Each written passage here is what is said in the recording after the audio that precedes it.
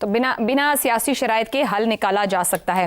شہزاد چودھری صاحب، ایک جانب سٹریٹ موومنٹ ہے، آفریدی صاحب ہیں اور علیمہ بی بی کا اوپینین ہے، دوسری طرف پارلیمانی راستہ ہے. بیرسٹر گوہر اور رچکزئی صاحب کی اگر گفتگو سنی جائے تو بہت سینٹی سے بات کرتے ہیں. عمران خان صاحب کی قانونی سیاسی مشکلات مستقل بڑھ رہی ہیں، تنگ گلی میں دکھائی دیتے ہیں. عمران خان بطور ایک سیاسی لیڈر کیا راستہ اختیار کریں کہ ان کے لیے معاملات کس قدر آسانی کی طرف چلے جائیں؟ بنا شرائط کے کوئی چیزیں حل ہو سکتی ہیں؟ بڑا اچھا سوال ہے آپ کا، لیکن اس کے لیے عمران خان کی سیاست کو دیکھنے سے پہلے ہمیں یہ دیکھ لینا چاہیے کہ کیا وہ سیاست اس کی ایگزسٹ بھی کرتی ہے اس وقت یا نہیں. میری نظر میں تو چونکہ وہ مقید ہے، قید ہے، نہ اس کی آواز ہے نہ اس کی سیاست ہے، کچھ بھی سامنے نہیں ہے.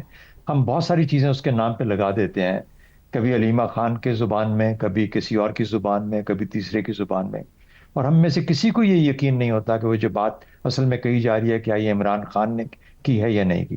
اس کا یہ مطلب نہیں ہے کہ اس کے ہمارے تجربے کے اندر عمران خان نے جو باتیں سب کے سامنے کی اور اپنی سیاست کے طور پہ کی ان میں خرابیاں نہیں تھیں، بے شمار خرابیاں تھیں. لیکن چونکہ ہم آج کے دور کو اس کو ہم اینالائز کر رہے ہیں تو میرے خیال میں اس میں عمران خان کی تو کوئی ایسی بات نظر نہیں آتی. دوسری بات، جہاں اتنی ساری شرطیں ہیں، جہاں شرطیں لگا دی جائیں کہ سب کچھ اس سے مشروط ہے کہ عمران خان سے ملاقات ہوگی تو سب کچھ ہوگا، اور یہ اس سے مشروط ہے کہ آپ کا 8 فروری کا جو برتاؤ ہے وہ فیصلہ کرے گا کہ آپ کی ملاقات ہوتی ہے، تو دونوں طرف شرائط کا ایکول اماؤنٹ آف ذمہ داری ہے.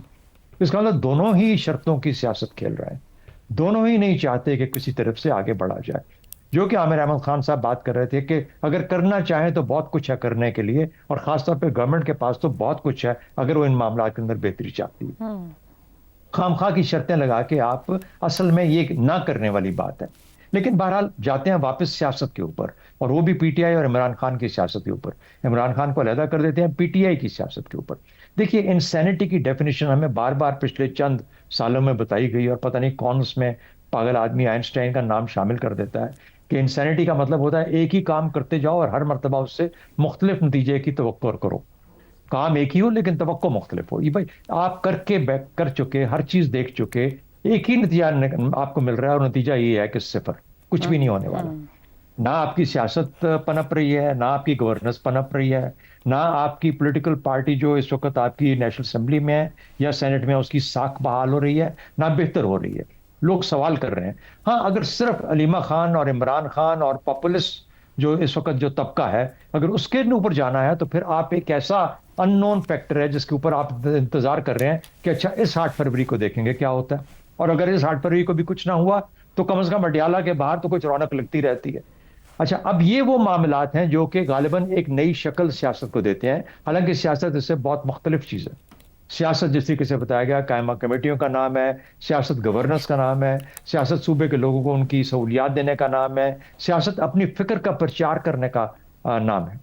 اور اپنی فکر اور سوچ جیسی بھی ہے، آپ کو لوگ فالو کرتے ہیں، آپ کو سنتے ہیں، بعد آپ کی جو بھی فکر ہے آپ لے کے اس کا پرچار کرنا چاہتے ہیں، لیکن اڈیالہ کے سامنے اس کا پرچار نہیں ہو رہا، نہ ہی آپ کسی اور تحریک کے اندر اس کا پرچار کر پا رہے ہیں.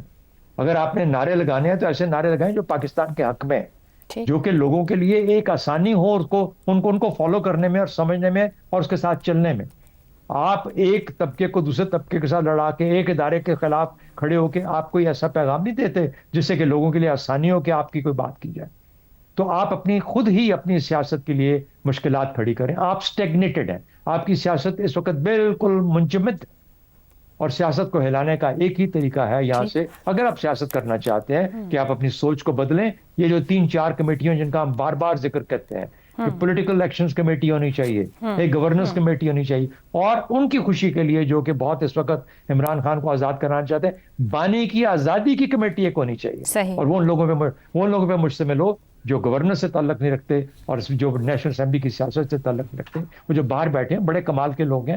تو اب ان کی آپس کی بحث کیا، ان کا مسئلہ کیا ہے، وہ یہ کیوں کرنا چاہتے ہیں عمران خان کے نام پہ، یہ ان کی مرضی ہے. لیکن جب دیکھیں ان کی انسینٹی ہمیں ایکسیپٹیبل ہے، لیکن یہ جو 2 لوگ ہیں جو گورننس والے صوبے میں اور نیشنل اسمبلی میں ان کی انسینٹی ہمیں قابل قبول نہیں. ٹھیک ہو گیا. رضا رومی صاحب, یہ جو اوپر گفتگو ہو رہی تھی, میرے ذہن میں نیوٹن کا تھرڈ لا آف موشن آ رہا تھا کہ ہماری سیاست کچھ ایسی ہوئی ہے, for every action there is an equal and opposite reaction.